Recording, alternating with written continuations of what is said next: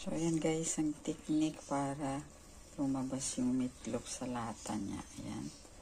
So, umaakyat na siya. Ayan. Umaakyat na siya guys. Ayan, naakyat na. Patay na natin. Ayan, ayan, ayan.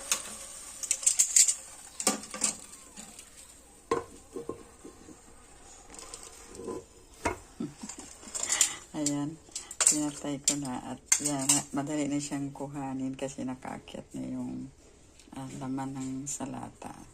So, ayan guys. So, ayan guys, ang technique para lumabas yung meatloaf sa lata niya. Ayan. So, umaakyat na siya. Ayan. Umaakyat na siya guys. Ayan, naakyat na.